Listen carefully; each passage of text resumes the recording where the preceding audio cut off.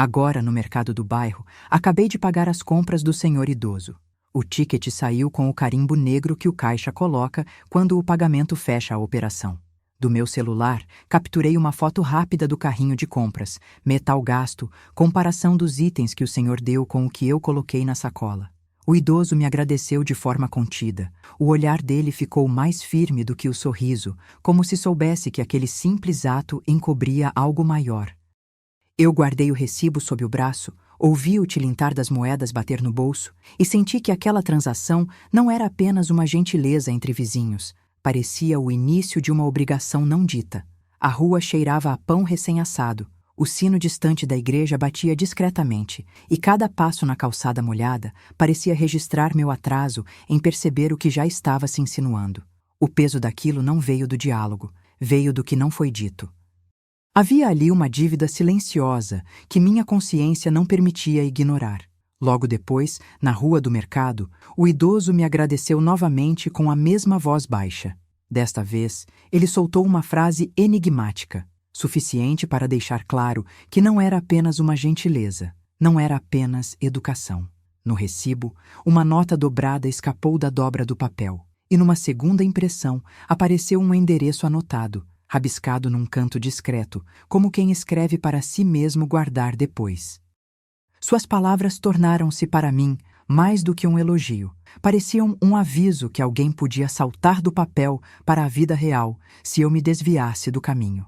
Caminhei pela praça atento a boatos que já circulavam entre bancas, rumores de que um homem respeitado da vizinhança estaria ligado a algo errado, talvez a uma rede de proteção que não falava alto, mas falava. Minha curiosidade, alimentada pelo segundo contato, não sumiu. Ela ficou firme o suficiente para me fazer pensar em provas, não em suposições, e me levou a planejar como obter evidências sem expor inocentes. Entrei em casa pela porta lateral, ouvi o chiado da dobradiça e observei meu próprio reflexo na janela. Quem sou eu diante de uma história que pode destruir pessoas próximas? Tarde, na parede da praça, tentei seguir o que o idoso indicou sem tocar nas folhas do quintal. Aquela instrução parecia simples, mas continha o esforço de não irritar quem pudesse reagir. Voltei para casa, deixei o rastro de passos secos na calçada e registrei a cena com o celular. A sombra das árvores sobre o muro, o contorno das folhas ainda verdes, o encosto do banco de madeira na praça que testemunhava tudo. Ao chegar, fotografei o quintal com as folhas intactas, exatamente como as encontrei, e mantive o cuidado de não mexer em nada que pudesse acusar alguém sem prova. A casa permaneceu silenciosa, o vento leve atravessando o vidro da cozinha, o cheiro de óleo queimado vindo da chapa da rua misturando-se ao cheiro de pão que ainda flutuava pela rua ali perto. O que eu não disse é que o quintal parecia ter sido preservado para uma razão, e que minha memória já começava a ligar esse acaso a algo maior, uma rede que talvez fosse mais antiga do que eu imaginava. O dia terminou com a varanda vazia, a noite adensando os detalhes que ainda não cabiam em palavras, mas que já começavam a se reunir em torno da minha decisão. À noite, voltei ao quarto com o gravador ativo. Acordei a gravação e reouvi a conversa com o idoso, o tom dele quando mencionou aquilo que não deveria ser visto pela luz do dia. Anotei cada frase, cada sussurro que poderia servir como prova, e pensei em como obter evidências sem expor inocentes. Minha cabeça repetia o cálculo, manter a reputação de quem depende da minha posição para sobreviver, ou arriscar tudo para expor uma verdade que poderia derrubar pessoas que eu conheço em carne e osso. Enquanto o bairro adormecia, eu revisitei o que havia visto. As folhas no quintal, o recibo dobrado, o endereço anotado, as vozes na praça e a certeza de que nada voltaria a ser igual se eu avançasse. Eu sabia que se alguém descobrisse aquela gravação, tudo poderia desabar de uma vez. Não era apenas sobre uma história antiga ou rumores, era sobre proteger quem não pode se defender sozinha e sobre enfrentar uma rede que pode usar qualquer coisa para silenciar quem sabe demais. Não limpe as folhas. Algo ali está guardando a verdade. 2 horas depois, na cozinha da minha casa, eu separo os recortes de jornal dobrados e ouço o zumbido de vozes que circulam na praça. Leio boatos que crescem a cada minuto e o grupo que se reúne ali parece ter mais confiança do que coragem. Peguei a gravação de uma conversa entre vizinhos, guardada no meu celular, e confirmei um padrão que não bate com o que Álvaro vende como verdade. Os recibos velhos, dobrados, aparecem na bancada, e eu fotografo cada página. A imagem fica clara. Alguém gastou dinheiro de forma que não fecha com o que aquilo dizia na imprensa. 2 horas depois, ainda na cozinha, eu o encontro de novo na rua, agradecendo pela primeira vez com o tom que quase parece formal. Ele diz a frase enigmática do costume, mas eu não caio no truque. Eu anoto tudo, começo a ligar os pontos. Pergunto a Dona Marta sobre a relação entre Álvaro e o falecido marido dela. Ela resiste, depois admite ligações perigosas, com nomes que não aparecem no relatório público. Registro a nota de voz que ela me entrega, com nomes citados de passagem, e guardo o arquivo para não expor ninguém ainda sem provas. A rede de segredos fica mais nítida, mas ainda não há como transformar boatos em causa comprovada. Final da tarde, volto para a sala de estar e reviso recibos velhos onde aparecem compras pagas pelo idoso. Cruzando os nomes, encontro padrões de desvio financeiro que encostam em Álvaro.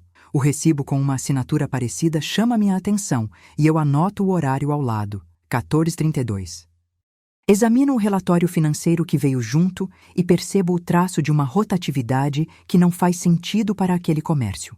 A reputação dele começa a vacilar entre os presentes, enquanto eu penso na forma de consolidar tudo sem colocar inocentes em risco. No momento em que fecho a gaveta, noto uma carta antiga, meio escondida entre os papéis, e sinto o peso de um marcador que não deveria estar ali. Entre os recibos, uma carta antiga aparece, com selos apagados e data que não corresponde ao registro oficial. Há camadas que ainda não posso destruir. Há mais camadas nessa história e não revelarei tudo agora. Manhã. A garagem da casa recebeu a luz do dia numa fresta entre as persianas. Abri a caixa de madeira. Senti o peso de algo que não era apenas uma lembrança. A dobradiça reclamou quando a tampa cedeu. Dentro, repousava uma carta antiga, um envelope selado que cheirava a tinta e a tempo. A data não batia com a versão oficial que circulava na praça. Na margem, nomes que não apareciam nos relatórios do bairro. O papel tinha marcas de água, o tipo de desgaste que só a passagem das mãos dura um segredo. Pus a carta de volta na caixa, guardei o envelope e contei os passos. Não era um segredo pequeno, era uma peça que podia ligar Álvaro a algo maior. Não era apenas comércio. A suspeita crescia, firme, sem poesia, apenas fatos que insistiam em se encaixar. Logo pela manhã, ainda na casa, fui até a rua do mercado para pensar alto comigo mesma. Às 10 horas, sentei à sombra de uma banca de verduras e li a carta em voz baixa, para mim e para Dona Marta, que veio acompanhar a leitura de longe. Fiz uma segunda cópia do que li, uma transcrição escrita que carregava o essencial. Dona Marta ficou quieta. Só respirou fundo entre uma frase e outra. O conteúdo apontava uma rede antiga de extorsão ligada a Ana Álvaro e ao falecido marido de Marta. Não era apenas um aviso. Era uma confirmação de que havia mais gente envolvida do que a vila queria admitir. A cidade começou a parecer menor e, ao mesmo tempo, mais próxima de revelar quem cala o segredo. Minha convicção cresceu. Não era uma coincidência. A carta não era um acaso. Tarde na praça. Caminhei até o centro, onde o barulho de passos na calçada se mistura com o sino distante. Encontrei Dona Marta de frente para a minha varanda de madeira, segurando a transcrição com as 2 mãos. Leitura em voz baixa, para não chamar atenção, mas com a clareza de quem precisa que o outro ouça. A carta continha datas que não batiam com a linha oficial de Álvaro. Marta apontou com o dedo para o trecho que cita um encontro antigo entre Álvaro e o falecido marido dela. Algo que ela suspeitava, mas não ousava provar. Eu registrei cada frase com a minha voz. Deixei anotado em um pedaço de papel a parte que cabia ao que era dito em voz alta, sem tirar o peso do que poderia acontecer. O clima na praça mudou. Boatos se tornaram perguntas. Perguntas passaram a ser tentativas de confirmar o que as palavras da carta já diziam. Minha posição pública, antes apenas uma curiosidade, ganhou uma pressa de ação. A cidade começou a olhar para Álvaro com outra lente. Noite, na praça próxima ao mercado, o confronto público com Álvaro ganhou correspondente imediato. Eu desci pela calçada com a carta antiga dobrada cuidadosamente na bolsa, com as notas sobrepostas que documentavam o que a cidade precisava saber. Álvaro tentou manter o sorriso cordial, mas a minha voz cortou o ar. Mostrei os recibos cruzados, os nomes que apareciam em margens de compras, a carta antiga que falava de ligações entre ele e gente de peso. Embaixo da minha jaqueta, escondi a garrafa de água, dentro dela o meu celular. Em segredo, gravei a conversa que o confronto gerou. Usei a garrafa como esconderijo para o microfone improvisado. Uma vez que eu peguei a voz dele, o áudio ficou registrado, com o timbre da cidade em segundo plano. Ele negou tudo, tentou desqualificar as provas, pediu para que eu parasse de alimentar boatos. As pessoas ao redor olhavam, alguns estranharam a audácia, outros apoiaram a minha decisão de ir buscá-las. O peso disso se espalhou pela praça, em perguntas que não tinham resposta imediata, mas já apontavam para quem precisava falar a verdade. Mais tarde, aquela mesma noite, voltei à casa e subi à varanda para registrar o que tinha acontecido. Liguei o gravador, revirei as folhas do quintal em busca de uma confirmação adicional.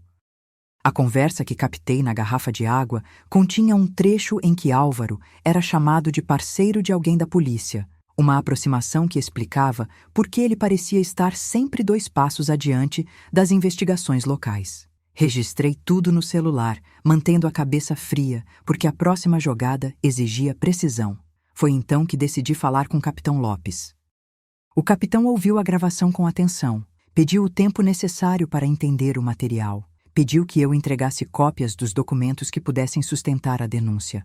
A conversa terminou com uma promessa de alinhamento entre a polícia e a comunidade, um passo pragmático para transformar boatos em investigação real.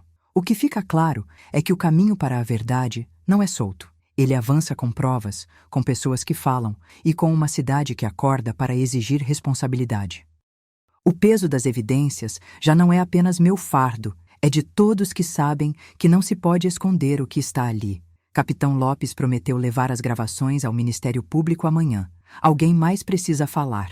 Amanheceu na cafeteria do mercado. O cheiro de pão recém-assado atravessava o corredor e o calor do café parecia empurrar o ar frio da rua para dentro. Eu entrei com a pasta de documentos debaixo do braço e me posicionei junto à mesa onde o Capitão Lopes costuma trabalhar.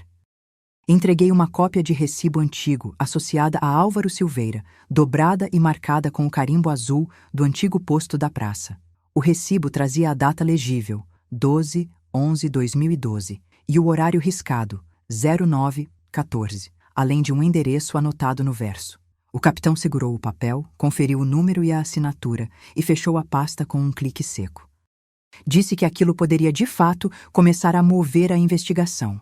Informação útil, não provas prontas, ele disse, mas a certeza ficou no meu peito. A peça está encaixando. A entrega formalizava uma linha de ação. A investigação toma forma concreta. 12:00, praça. Eu me aproximei de Álvaro na calçada em frente à mercearia, onde o movimento de moradores era mais visível que o normal. O ar vibrava com boatos que eu já vinha ouvindo na manhã anterior, mas agora tinham rosto e endereço. Folhas de papel que serviam como código entre ele e alguém da rede. Eu disse, de forma direta, que as folhas eram objeto de uso estranho, que não deveriam ser tratadas como sinal ou senha. Ele abriu o sorriso contido, tentou desvalorizar as evidências e insinuou que eu estava exagerando. Eu segurei a gravação de áudio no bolso, aproximei o celular e deixei claro que as palavras dele ficariam registradas. O público parou para ouvir. Enquanto ele falava, eu respirei fundo. E no meio da conversa, deixei claro que a luta não era contra ele isoladamente, mas contra um esquema que atravessava a vizinhança. Disse sem floreios. Se você sabe de mais alguém envolvido, fale agora. Curta se você também quer justiça. Curti. Não houve resposta imediata, mas o ruído da praça baixou e ficou uma coisa mais pesada no ar, como se o silêncio tivesse ganhado peso. Tarde, corredor da casa. Voltei para o quintal e revi as folhas do jardim com mais atenção do que antes. A diferença entre folhas secas e folhas que pareciam marcadores tornou-se evidente ao comparar 2 pilhas que pareciam igual, porém uma continha uma dobra discreta que não deveria estar ali. Tirei uma foto com o celular, uma folha dobrada, com uma marca quase imperceptível escondida sob o montículo de folhas secas. A imagem mostrou o que eu temia. Alguém estava marcando o local onde as informações deveriam chegar, uma pista física que ligava o quintal a um sentido oculto da operação. Decidi não tocar nas folhas, mantendo a custódia do que já estava ali, para não destruir qualquer evidência. O quintal ficou mais quieto, como se alguém tivesse segurado o ar ali por um momento, esperando minha próxima ação. A pista reforçou a necessidade de cautela, pois o que parecia simples boato ganhava contornos reais. Noite, atrás da casa. Eu consegui uma testemunha ocular da cena da rede de extorsão. Alguém que esteve presente no local onde Álvaro operava, visto por perto, com um ângulo de visão que mostrava claramente quem entrava e quem saía. A declaração veio com detalhes: dia, hora aproximada, roupas e posicionamento. Eu gravei a conversa com a testemunha no registro de voz do meu celular. O áudio serviu para confirmar a presença de indivíduos ligados a Álvaro naquela área específica, o que dava contorno à rede. O conjunto de evidências já formava um mapa. Ainda faltavam peças para fechar o quebra-cabeça, mas o tabuleiro começava a se alinhar com mais firmeza. A verdade começava a se consolidar e a coragem para agir ganhava peso real. A peso das evidências aumenta. Alguém mais precisa falar. O cofre escondido rangeu ao ser aberto. Dona Marta segurou a lanterna entre as mãos e a luz bateu nas datas amareladas dos papéis que repousavam em uma gaveta funda atrás do depósito do mercado. O cadeado enferrujado cedeu com um clique curto e o ar cheirou a metal antigo e a poeira. Dentro havia uma nota fiscal antiga, recebidos desbotados, uma lista de pagamentos que se repetia mês a mês, números rabiscados em cantos de papéis. Era tudo o que Álvaro insistia em não deixar claro. Comprovantes, não boatos. Eu puxei cada item para perto, contei, alinhei na mesa de madeira. A rede de extorsão ficava exposta. O peso da descoberta não cabia no peito. Eu podia ver no reflexo de Dona Marta que ela também sentia o chão tremer sob nossos passos discretos naquela hora. A sensação não era de vitória, era de obrigação. Precisávamos agir com cuidado, sem varrer inocentes para baixo do tapete. O cofre, enfim, tinha falado. À tarde, subi à praça com as cópias dos documentos sob o braço. Publiquei parte das descobertas para proteger Dona Marta, sem expor demais quem já está vulnerável. Dentes cerrados, eu assinei as notas e deixei pilhas de papeladas em 2 pontos discretos da banca da praça. Uma para o grupo de vizinhos que assina a lista de presença na assembleia, outra para o capitão e o jornal local, apenas com o mínimo necessário para que o silêncio não seja confundido com omissão. O ruído dos passos, o tilintar de moedas no começo da tarde, o vento leve entre as bancas de verduras, tudo parecia empurrar a cidade para uma tomada de posição. Naquele instante, a confiança na protagonista crescia entre os vizinhos. Não era bravata, era a prova concreta que estávamos dispostos a enfrentar o que foi escondido. Alguém reconheceu meu rosto entre os papéis distribuídos e alguém, em voz baixa, disse que aquilo não era mais boato. Eu não pedi aplausos, pedi cuidado. E ainda assim, o efeito já era visível. O grupo que teme retaliação mudou de posição. O tom de conversa na praça ficou mais firme e Dona Marta, pela primeira vez, pareceu menos sozinha diante do peso público daquela verdade. À noite, voltei para o quintal e dei nova checada nas folhas do jardim. Reviso cada dobra, cada marca que encontrei ali na primeira vez em que entrei no quintal para entender o que o idoso queria esconder sob as folhas. Descubro uma folha dobrada com uma marca-chave. A marca aponta para uma data especial, gravada no contorno de um calendário antigo, que fica sob o deck. Não é apenas um riso ou uma coincidência. É o fio que liga o segredo a um momento específico, algo que não pode ser explicado apenas com palavras. O conteúdo escondido sob a folha sugere que o segredo envolve alguém que, naquela data, resolveu manter silêncio para proteger o que mais pesa na vizinhança. A confirmação aumenta minha obrigação de agir com cautela, porque qualquer passo em falso pode trair quem depende da nossa coragem para existir em paz. O peso da data acrescenta urgência à minha decisão de não recuar, de levar o que vi para o próximo nível, com responsabilidade. Na madrugada, na garagem, registro a conversa com o Capitão Lopes. A gravação de um telefonema entre Álvaro e um aliado fica pronta no celular. O tom é claro. Há um pacto para manter silêncio mediante favores. Ouço o trecho, anoto em voz baixa e sinto o território mudar de lugar. O cerco começa a se fechar, não pela palavra fervorosa, mas pela evidência que se acumula. Capítulo após capítulo, a verdade ganha forma, e o que parecia uma teia distante se torna um mapa de relações concretas, com nomes, horários e lugares.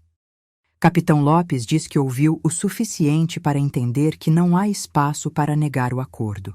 Isso dá aos investigadores uma linha de ação mais firme e oferece à comunidade uma pista segura de onde as acusações precisam mirar. A verdade começa a se consolidar, mas ainda faltam peças, e cada peça pode exigir algo de alguém próximo. E a cada passo, alguém respira mais pesado, alguém se aproxima de um enquadramento legal, alguém sente o peso do que virá pela frente. O dia termina com o registro daquela conversa, com a sensação de que o tabuleiro inteiro já mudou de posição, mesmo que a peça final ainda não tenha sido movida. A rede de extorsão fica exposta, mas ainda há espaço para dúvidas, portas entreabertas e pessoas que podem tentar esconder a verdade sob novas cortinas. Manhã. Na biblioteca comunitária da praça, eu sentei na cadeira encostada na estante de direito e abri o extrato de processo que veio junto com as pastas de outros casos. Ali, em letras miúdas, apareciam padrões de desvio financeiro envolvendo compras no comércio local, datas, valores, nomes que se repetiam e uma observação explícita. O círculo parece ampliar-se quando alguém com reputação sustenta o silêncio. Li tudo de ponta a ponta, marquei termos que mereciam checagem e registrei mentalmente cada ligação possível entre Álvaro e os fluxos de dinheiro. O peso do que eu lia não era apenas o conteúdo, era a evidência empilhando-se para sair do papel.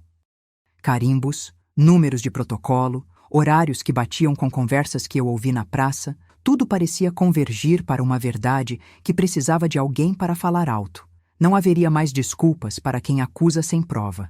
Ali, eu via a verdade sair das sombras dos bastidores e ganhar forma. Tarde. Saí da biblioteca e caminhei até a praça, onde o movimento era mais ativo que o silêncio da manhã. Convidei a comunidade para olhar os próprios comportamentos. Quem faz vista grossa, quem aceita vantagens, quem reparou nos deslocamentos de compras que não tinham justificativa. Contei que havia um extrato com padrões repetidos de desvio financeiro e que a peça-chave não era apenas a minha leitura, mas a multidão que precisa ver e entender. Entreguei cópias de recortes e o extrato aos que se aproximaram, e um a um eles assinaram uma lista que eu deixei sobre o banco de madeira da praça. Apoiadores vieram, contradições também. Aquela assinatura coletiva parecia aumentar o peso da investigação, não para destruir pessoas, mas para impedir que segredos sustentem abusos. No meio da reunião improvisada, a energia mudou. Não era mais eu contra o mundo, era a vizinhança exigindo respostas. Se você acredita que a justiça não pode ficar calada, curta esta revolta pública. As assinaturas marcaram o início de um movimento de vigilância comunitária. Os moradores passaram a observar, a discutir abertamente padrões de comportamento, a registrar encontros, a guardar documentos que pudessem provar irregularidades. O tom prático virou regra. Cada encontro, cada pergunta, cada anotação tinham que ser comprovados. Eu senti uma certeza. A verdade não ficaria apenas na minha cabeça. Ela precisava de testemunhas, de provas, de ações diretas que mexessem com o rumo do caso. O progresso era lento, mas concreto. Noite. Voltei para casa e subi ao quintal para revisar as folhas do quintal como se fossem pistas de um quebra-cabeça. Enquanto eu varria o monte de folhas secas, notei algo que o idoso tinha falado sem dizer. Sob o topo, havia uma carta escondida. Escondida sob as folhas, ela estava dobrada e bem presa por um peso que não era de vento. O envelope tinha selo antigo, marcado com prudência, como se alguém quisesse que ninguém lesse aquilo de imediato. Assim que a abri, percebi que o conteúdo era mais do que boatos. Nomes, datas e referências cruzadas com pagamentos que não batiam com o que Álvaro anunciava publicamente. A carta não era apenas uma peça de curiosidade, era uma peça de poder, capaz de mudar quem está envolvido e como tudo pode ser visto. Constatei que a carta não apenas reforçava meus primeiros impulsos, mas indicava que o foco da investigação precisava mudar. A noite trouxe a dúvida de onde mais aquilo poderia chegar se fosse exposto, e trouxe também a primeira definição clara de quem poderia estar do meu lado no próximo passo. O que eu fiz foi registrar tudo com cuidado. Tirei fotos da carta e guardei o original no envelope lacrado para não expor ninguém antes da hora. E então, ao fechar a gaveta, senti a presença de uma linha nova que conectava moças, recibos, pessoas da praça e a figura de Álvaro de maneira mais contundente do que qualquer boato anterior. Madrugada. Entrei na sala de estar para compartilhar o que encontrei com o capitão Lopes. Mostrei a carta, o envelope, o trecho do extrato e os recibos velhos que haviam sido cruzados com as datas da carta. O capitão quis ver os números, pediu que eu trouxesse tudo para a delegacia na primeira hora útil e concordou em manter a investigação sob sigilo até que as primeiras evidências pudessem ser verificadas oficialmente. Eu não escondi quem tinha ficado com a responsabilidade de falar em público. Em algum momento, Dona Marta também precisaria ver tudo, não para culpar, mas para entender a extensão da teia que Álvaro tecia com o dinheiro de extorsões. Dei instruções para não expor inocentes, para não colocar ninguém em risco de retaliação e ainda assim manter a pressão sobre o que já se mostrava claro. Álvaro não era apenas um suspeito mais, ele era o núcleo de uma rede que precisava de trabalho firme do Estado. Entreguei cópias de documentos assinados para o capitão Lopes, alinhei com ele o que poderia ser levado ao Ministério Público e registrei as primeiras decisões de cooperação entre a comunidade e a polícia. A cada passo, o cerco ganhava consistência, evidências cruzadas, testemunhas contadas com precisão, o mapa da extorsão se delineando com clareza. Enquanto isso, o peso da verdade já não cabia só na minha cabeça. A vizinhança começava a entender que o silêncio não era proteção, era cúmplice. E no meio de tudo, uma linha grave ficou clara. A carta antiga não era a peça final. Era a primeira peça de um quebra-cabeça que ainda não tinha todas as peças no lugar. No rodapé da carta, encontrei uma assinatura estranha, não minha. A verdade está revelada aos poucos, não toda de uma vez. Acabei de encerrar a entrevista com Dona Marta, na casa dela, nesta manhã.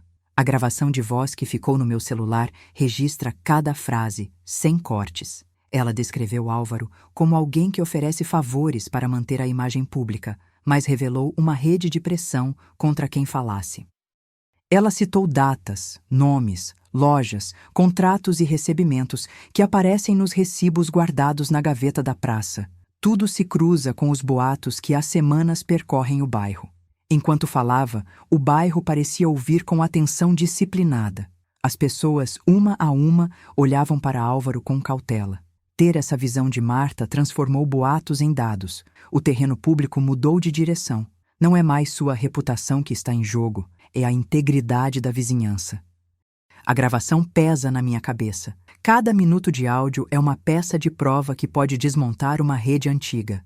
No meu caderno, eu mapeio as conexões. Quem depende de quem lucra com o silêncio, quem pode falar sem se queimar. O peso disso fica comigo. Se eu falhar, não haverá volta para alguns. À tarde, convoquei os vizinhos para uma assembleia pública na Praça Central, sob a cobertura do Mercado Antigo. A lista de presença mostrou que dezenas assinaram. Certidões de presença foram depositadas sobre a mesa de madeira da praça.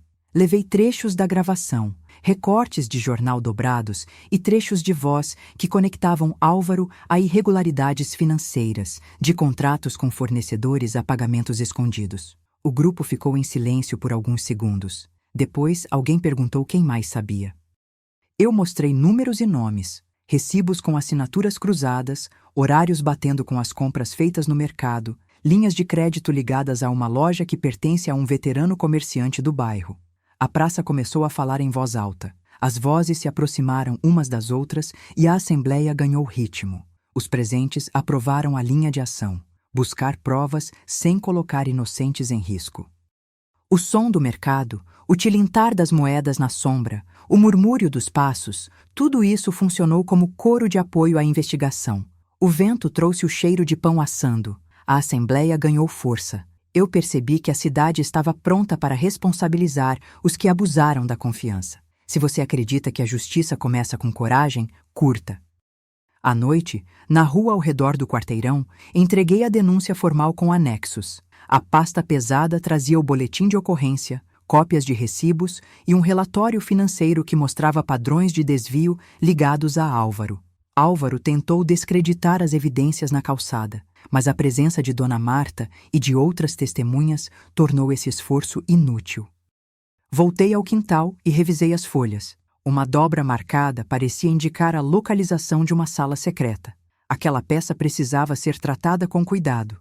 A denúncia já alcançou a autoridade competente e a cidade começou a entender que não era apenas boato. Era uma rede de extorsão com alcance local. A praça inteira respirou fundo, preparada para o que vinha a seguir. A noite termina com a percepção de que a investigação precisará de tempo para refinar cada peça.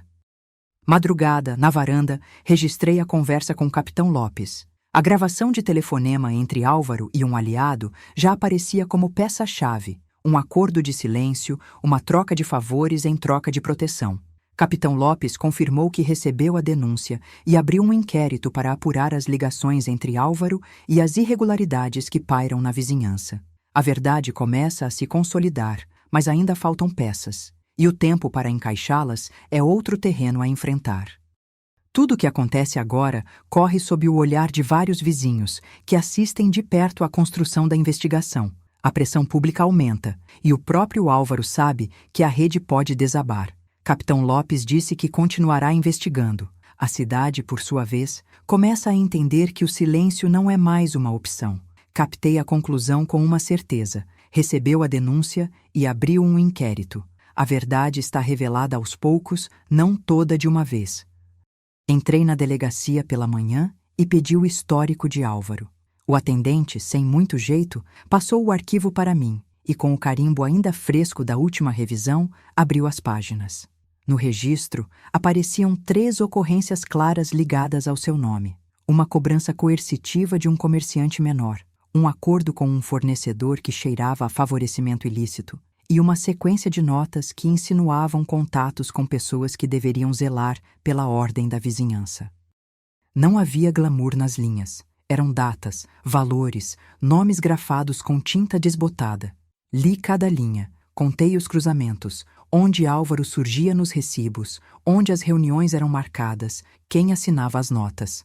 O conjunto não dizia tudo, mas indicava uma estrutura. Álvaro funcionava como elo em uma rede que se movia no silêncio autorizado pela aparência pública. Saí com o arquivo na mão, caderno marcado com uma nova linha. Informação para investigação, nada de conclusões. Ainda assim, o peso da descoberta já era quase físico. O corredor ecoou com passos, o cheiro de café na sala de espera foi curto e insistente, e a cidade parecia, naquela manhã, mais estreita do que o mapa mental que eu carregava. Já havia a certeza de que não seria um caminho reto. Seria preciso cruzar cada pista com cuidado para não transformar inocentes em alvo de suspeita, nem deixar que o silêncio conduza a uma justiça que não é a que queremos. À tarde, reuni Dona Marta na Praça de Madeira, perto do mercado, onde as vozes se entrelaçam com o sussurro das caixas de verdura. Peguei a transcrição da carta antiga, abri como quem encontra uma arca de segredos e comecei a ler em voz alta os trechos que apontavam para uma rede de extorsão ligada a Álvaro. O papel cheirava a tinta antiga. As palavras eram frias, diretas, sem curvas. Um a um, os vizinhos ouviram. Datas, nomes, recibos não declarados. Era tudo suficiente para sacudir a percepção de que estávamos lidando com mais do que boatos. Dona Marta me lançou um olhar que não aceitaria desculpas. Outro grupo, ao redor de uma banca, começou a discutir as consequências, o custo de cada revelação. Em meio a isso, minha voz endureceu quando alguém perguntou se aquilo tudo não era apenas uma revisão coletiva de uma história antiga. E eu respondi, com a clareza que a situação exigia. É possível que haja consequências para quem falou demais ou pouco. O que importa é o que as provas dizem. Se me ouvirem agora, coloquem-se no meu lugar. Vale a pena arriscar tudo pela verdade?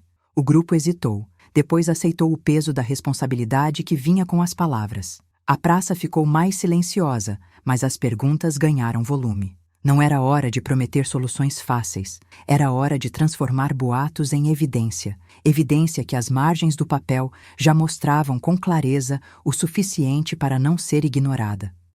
E o próximo movimento não poderia mais ser apenas ouvir. Precisávamos de provas que o bairro pudesse enxergar como um mapa real de responsabilidade. À noite voltei ao quintal e tratei as folhas do muro como quem procura um mapa escondido. O cheiro de pão assando na praça, ainda presente na memória, parecia insistir que a vida continua mesmo quando se abre uma passagem para a verdade. Examinei as folhas com mais calma. Uma marca rabiscada na margem esquerda chamou minha atenção, quase invisível, um traço simples que apontava para uma sala oculta sob o piso da casa. Fotografei a marca, dobrei a folha como antes, guardei a foto junto com o envelope que encontrei perto da calçada, onde os segredos costumam repousar. A marca não dizia o caminho, apenas insinuava uma entrada discreta, um lugar onde o poder se esconde. O peso disso não era apenas intelectual, era visível no meu pulso, que acelerava a cada hipótese, na respiração que ficava mais curta quando eu imaginava a sala fora do alcance. O que é que Álvaro não quis que ninguém visse? O silêncio aqui não é apenas ausência de barulho, é a condição de que alguém é capaz de esconder o que não pode ser visto. Quando me deitei, ouvi passos distantes na rua e percebi que aquela pista não iria se resolver sozinha. Amanhã, de manhã, o mapa precisa estar nas minhas mãos, com as peças cruzadas, verificadas. De madrugada, o encontro com o Capitão Lopes aconteceu no posto da rua. A sala era pequena e fria. A iluminação parecia medir cada decisão com a lanterna de quem não pode errar. Mostrei o registro de antecedentes de Álvaro e o vídeo com as conversas gravadas na garagem. Contei como o envelope com a carta antiga, encontrado no quintal, se encaixava nos recibos cruzados que já tínhamos do depósito. O capitão olhou os documentos com o cansaço de quem viu muito, pediu paciência. Não haveria prisões relâmpago, e sim verificações cruzadas, confirmações com as autoridades competentes. Ele prometeu abrir uma linha de cooperação, sem sensacionalismo, para não expor inocentes. Saí do posto com uma ordem clara. Precisamos de um mapa completo, provas cruzadas e um plano para informar a vizinhança com responsabilidade. O nascer do dia carregava o peso da noite. Na praça, pessoas consolavam umas às outras. Uma mulher segurava a mão de uma criança, um vendedor ajustava o chapéu, tudo parecia menos segredo e mais vigília coletiva. Amanhã, às 9 horas, encontro no posto com o Capitão Lopes para alinhar estratégias. A verdade está revelada aos poucos, não toda de uma vez. Às 9 horas, na praça central do bairro, o som do mercado ainda acordava com as vozes dos feirantes. O pavilhão improvisado era pequeno. As caixas de som emprestadas rangiam, e eu subi com o peso de uma manhã que não prometia voltar atrás. Entreguei à imprensa local a cópia da nota de imprensa que carimbamos na tarde anterior e derramei ali mesmo os recortes que guardara. Recibos com carimbo, uma foto do carrinho de compras, tudo que pudesse ser prova concreta. Distribuí cópias para quem passava, para quem parava na esquina e olhava com curiosidade.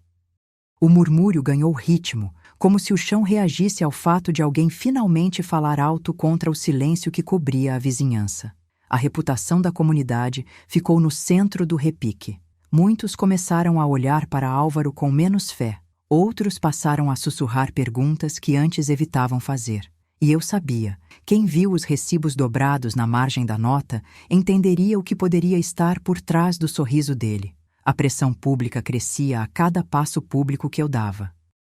Às 14 horas, na sala comunitária, reuni as vítimas e algumas testemunhas em uma assembleia simples, com cadeiras alinhadas e o ar de quem finalmente pode respirar com menos medo. Conduzi a leitura coletiva dos fatos, e a gravação da conferência captou cada palavra. As falas das vítimas, as perguntas que não podiam mais ficar sem resposta, os olhares que confirmavam acordos de silêncio. Dona Marta abriu o diálogo com uma sequência firme de lembranças, seguida por outras vizinhas que confirmaram vínculos antigos entre Álvaro e situações de pressão financeira sobre o grupo. As evidências passaram a compor um mapa claro. Não era apenas boato. Havia uma rede que se apoiava no segredo para manter as vantagens. Quando terminei, as pessoas olharam para mim com uma combinação de alívio e determinação. O recinto inteiro parecia entender que aquele movimento não era apenas denúncia, era uma tentativa de proteção àquelas que não podiam falar. Se você acredita que a verdade precisa de voz pública, curta agora. Às 21h, no quintal, encarei Álvaro na calçada em frente ao mercado, de frente para a casa dele, onde a iluminação baixa tornava o encontro quase ritual. Apresentei a carta original que encontrei entre documentos velhos, o envelope selado, o conteúdo que apontava ligações perigosas entre Álvaro e a rede de extorsão. Ele tentou desferir um blefe ousado, acusou desorganização, sugeriu ingenuidade, tentou descredibilizar as evidências com um tom de voz calmo que apenas deixava o ar mais tenso ao redor. Eu mantive a posição, mostrei o recibo cruzado com o nome dele, recordei o conteúdo da carta para a multidão que se reunia aos poucos na calçada e ouvi o sussurro coletivo que crescia. Era noite, mas a praça quase iluminava o instante em que tudo poderia mudar. O forsesco dele não funcionou. A evidência estava ali, firme, e a fala dele já não atrasava mais a verdade. O convênio com o medo estava vencido. E a reação pública que se formava ao redor dele começava a se consolidar como parte do nosso processo de responsabilização. Às 2h da madrugada, no retorno à varanda, revisei meus próprios limites morais. Revirei as folhas que coletara no quintal, observei a diferença entre folhas secas e aquelas que pareciam marcadores escondidos e escrevi em meu caderno uma nota simples. Não cederei à pressão nem para proteger alguém que tentasse manter o segredo. A cada linha, reforçava meu compromisso de agir por provas, não por preferências pessoais. Meu objetivo era manter inocentes longe do fogo cruzado, ainda que isso exigisse enfrentar famílias inteiras sob o escrutínio. O peso das provas crescia dentro de mim, não no ar da casa.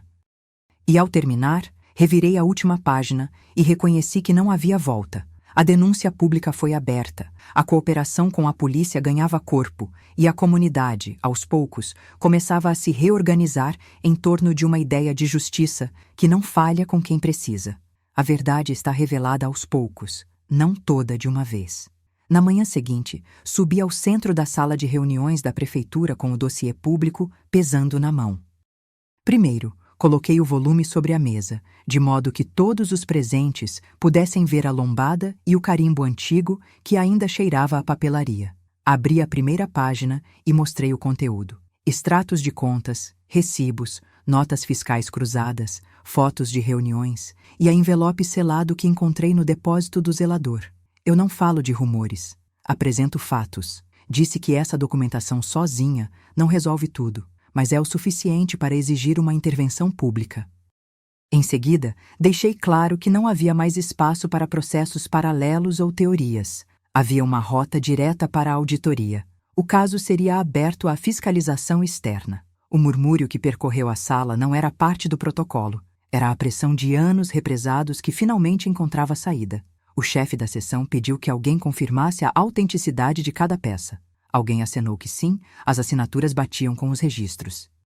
O que era segredo não estava mais protegido pelos esquemas da vizinhança. O caso, enfim, tomou o caminho escolar da transparência. Uma auditoria pública foi oficialmente anunciada. E eu senti o peso mudar de eixo. Não era apenas minha memória que devia sustentar a verdade. Era a própria cidade que iria testar o que era certo. O relógio da prefeitura pareceu atrasar-se por um instante, como se o tempo reconhecesse a gravidade. Saí da sala com os papéis sob o braço e o silêncio do corredor me acompanhando. O que começou como uma dúvida tornou-se uma obrigação de agir diante de provas. Às 16h, a rua ganhou outra cor. Uma vigília silenciosa tomou a praça, em memória de quem ficou para trás e de quem, como mim, ousou pôr o dedo na ferida. O vento trazia o cheiro de vela e pão fresco da padaria próxima. Os vizinhos reuniram-se em círculos menores, alguns com lágrimas contidas, outros com expressões firmes de quem não tolera mais mentiras. Distribuí certificados de participação para quem ajudou a manter a memória viva do que foi exposto às claras. Cada certificado tinha o nome de quem se dispôs a ficar, a ouvir e a pensar na justiça antes de ser cúmplice do silêncio. A sala improvisada na praça ganhou uma moldura de fotos antigas, cada retrato lembrando que a reputação não é chão firme quando pessoas de confiança são expostas a padrões de extorsão. A reação coletiva não provocou revolta instantânea, mas consolidou uma reputação. A vizinhança escolhe a integridade. Enquanto o grupo repetia o juramento silencioso, vi um jovem entregar-me um aperto de mão discreto, sinal de apoio que não precisa de palavras. O universo pareceu recuar um passo para que a verdade pudesse ganhar espaço público. A vigília terminou com passos lentos de volta para casa, cada pessoa levando consigo uma certeza: não há silêncio que guarde justiça quando evidências já estão à vista. Aquela noite, no quintal de casa, eu permiti um gesto simples, o perdão onde ele coube. Falei em voz baixa para quem precisasse ouvir que peço perdão a quem a exposição possa ter trazido dor. Pus no próprio bolso uma nota de gratidão, escrita para Dona Marta e para quem me ajudou a ver que a verdade também preserva quem não merece sofrer por culpa de escolhas alheias. A nota foi marcada por um selo discreto, guardada para lembrar que o caminho da justiça não sibila, ele se agradece. Renovou-se ali, junto ao nosso círculo familiar, uma confiança que parecia apagada. A família começou a entender que a coragem nem sempre vence pelo reconhecimento imediato, mas pela disposição de enfrentar consequências para proteger inocentes. A própria Elisa, minha imagem refletida naquele vidro da varanda, sentiu o peso se transformar em uma responsabilidade compartilhada. E foi nesse limiar que eu tornei meu próprio gesto público. Não há vitória sem o custo de reconhecer que houve enganos, que houve erros, que houve alguém ferido no processo, e que a reconstrução começar por cada uma das pessoas que acredita que a verdade pode nascer de alguém que não descansou até encontrá-la. Na madrugada, tomando fôlego no silêncio da casa, olhei para o diário de ações que vinha preenchendo desde o começo. Li as anotações dos dias, as páginas rabiscadas com números, nomes e horários que se cruzavam como peças de um quebra-cabeça que ainda não tinha a imagem final.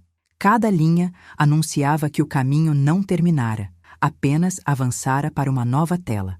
Mais provas, mais contatos, mais noções de poder que precisavam ser verificadas sem ceder à tentação de fechar tudo em uma única sentença. Eu aproximei a cadeira da mesa, alinhei os recibos, as cartas antigas, as transcrições que haviam sido gravadas e guardadas com cuidado. O que já era evidente tornava-se mais claro a cada leitura. A rede de extorsão ainda exigia vigilância, ainda precisava de quem não recuasse diante de pressões. E mesmo com as sombras da casa, eu senti o peso da decisão de seguir adiante, não para vencer uma disputa, mas para reparar danos que alcançam muito além de mim. Decidi manter a busca por justiça mesmo diante da possível ruptura familiar.